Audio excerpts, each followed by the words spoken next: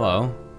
Well, judging from the title, I can't, but English. It's the language I'm using to say stuff right now. It's the language you probably speak, unless you actually can't understand what I'm saying and you're lost, in which case I'll tell you that you might be lost in some common languages. ¿Estás perdido? I mean, English is a pretty common language, so you might be lost. 僕の日本語は良いじゃないけど、あなたが失われています。Tu es perdu, mon ami. Простите, я думаю, что вы потерялись. Okay, I think we're ready to talk about English. My apologies if I've just butchered your language in front of you. So the first thing you want to do when learning English is learning the sounds. Now, English is pretty closely related to German and Scandinavian languages like Swedish, Danish, Norwegian, or Thorian, so if you can speak any of those languages, you already have a leg up. Here's a handy chart I found detailing the English consonant system and the English vowel system. I just want you to keep in mind that different English accents will pronounce things differently, so if you don't see your sound on this chart, maybe you'll find a chart that has your sounds on it.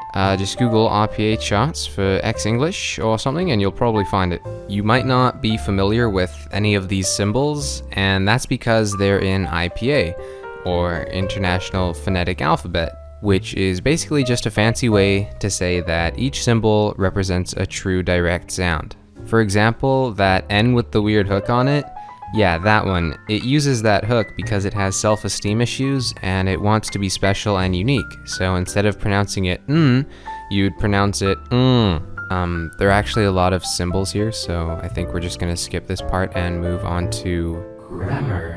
What is grammar?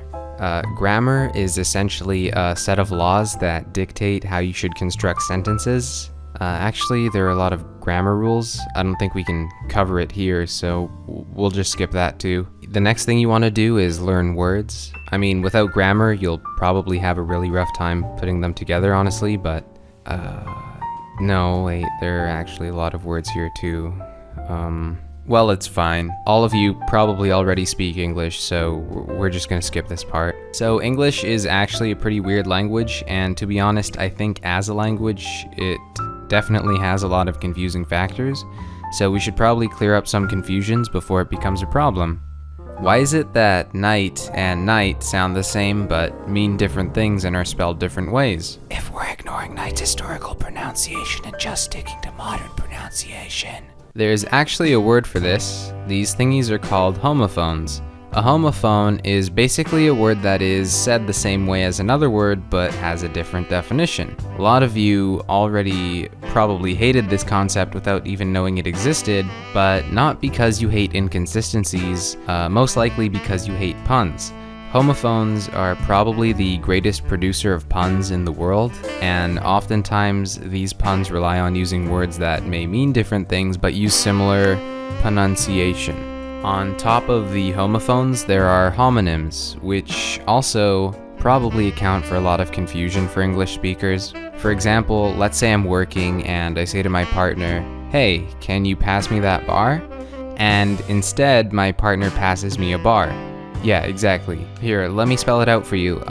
B-A-R. Oh wait, that doesn't make it any better, does it? Because I could be referring to a bar, a bar, a bar, a bar, a bar, a bar, a bar, or a bar. Oh, and you thought that was bad. Well, what if I told you that the word set had 464 definitions? No, I get it. We run out of words, so we have to reuse them. It happens in every language. Oh wait, do you know which run I'm talking about? Because the word itself has 396 definitions. Okay, but at least we can pronounce these things, right? And to pronounce, we need to learn how to spell, right? Oh, but wait, spelling doesn't make any sense in English either. Island? Nah, let's put an S in there to fuck with anyone trying to pass their second grade spelling tests. Oh, but why stop there, right? I thought the purpose of letters was to pronounce them, but I guess not. I think I'm going to indict English with being more confusing than it needs to be. Oh wait, indict is pronounced indict, and I used the wrong then right then. Anyways, English is Bologna. Okay, bye.